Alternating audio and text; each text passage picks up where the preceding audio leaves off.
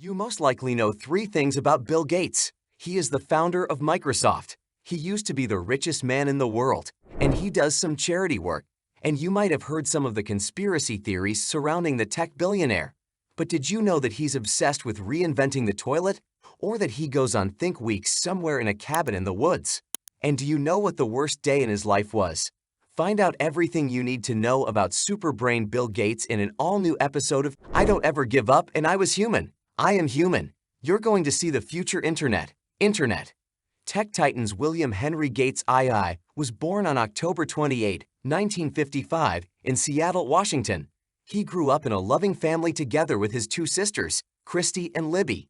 His father, William Gates II, served in World War II and then went on to become a successful lawyer after meeting at the University of Washington.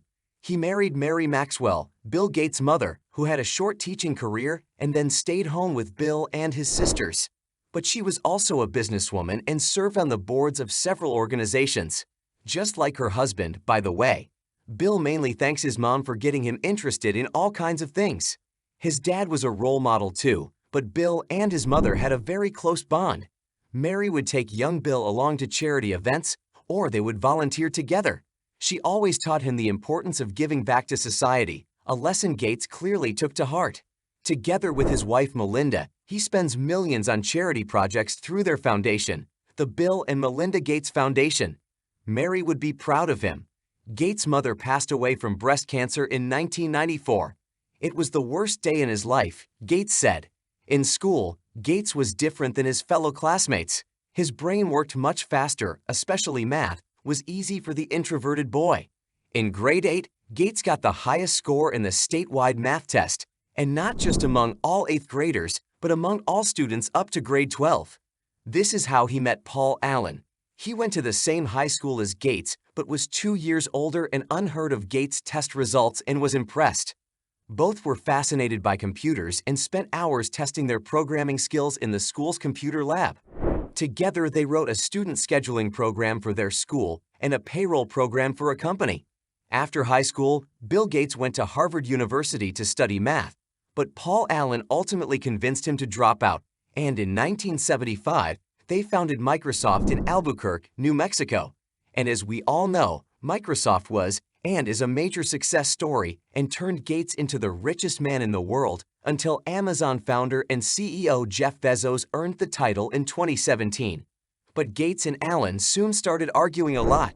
Allen left Microsoft in 1982, also for health reasons, but remained on the board of directors.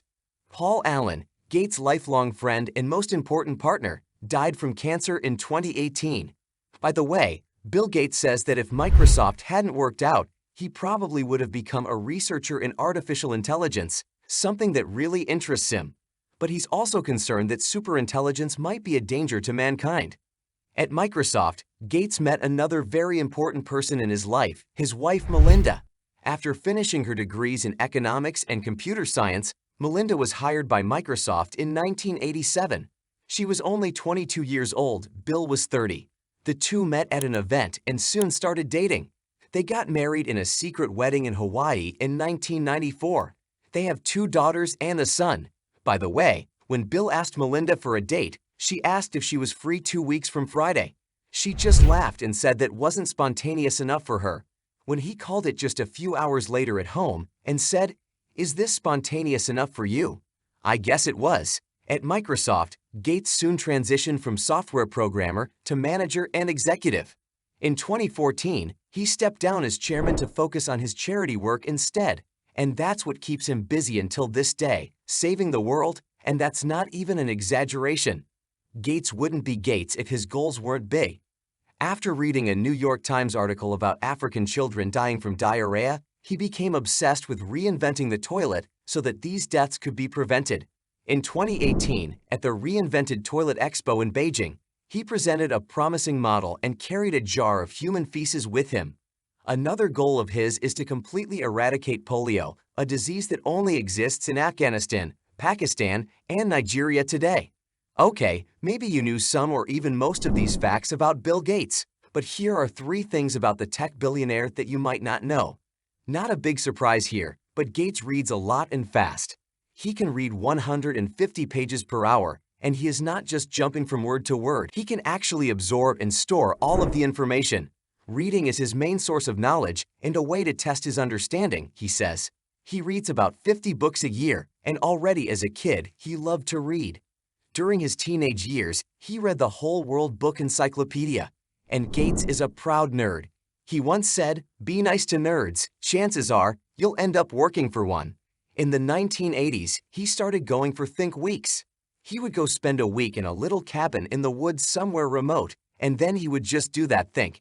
He even compares his brain to a computer, a CPU, or central processing unit, and whenever he needs to solve a problem, he first reads, then talks to experts, and then he thinks until he finds a solution. Gates' brain is his most valuable possession. His biggest fear is that his brain will stop working. When we talk about Gates, we gotta talk about money. For many years, Gates was listed as the richest man in the world until Amazon CEO Jeff Bezos came along. Now, Gates is only the second richest man, and like I said before, most of his money goes to philanthropy these days. But he also enjoys a few things, like flying in his own plane, which he bought in 1997. He also has a little Porsche collection and paid almost $31 million for a collection of writings by Leonardo da Vinci. You would think that his children will be inheriting a lot of money, but Gates decided that each of them will only get $10 million. He says that leaving children a lot of money doesn't do them any favor. Depends how you define a lot, I guess. For some of us, $10 million doesn't sound too bad. Bill Gates is known for his wealth, his success, and his amazing brain, but sometimes his name can be found in some bizarre headlines. Recently, some COVID-19 conspiracy theories targeted Gates.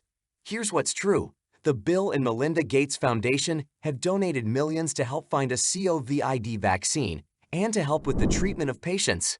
Here's what some people believe. Gates wants to find a vaccine to secretly implant microchips and tracking devices into people. A video that claims just that has been watched over 200 million times on YouTube. A tweet quoted Gates saying a possible vaccine would kill at least 700,000 people. He never said that, of course. Some claim that Bill and Melinda Gates started testing a vaccine in India and are now after killing and injuring many people awaiting trial. And others believe he even created the virus. Some theories have been around for a while. Bill Gates is the secret leader of a global elite that rules the world. Others believe he wants to depopulate the world. Bill Gates has been targeted before when he tried to eradicate polio in Nigeria and sent teams to vaccinate people. Some people believe that his vaccine was an attempt by the West to sterilize people in Africa. It's not easy being Bill Gates. What do you think about the tech titan? Let us know in the comments, and if you like what we do, make sure to subscribe to our channel and give us a thumbs up. See you next time.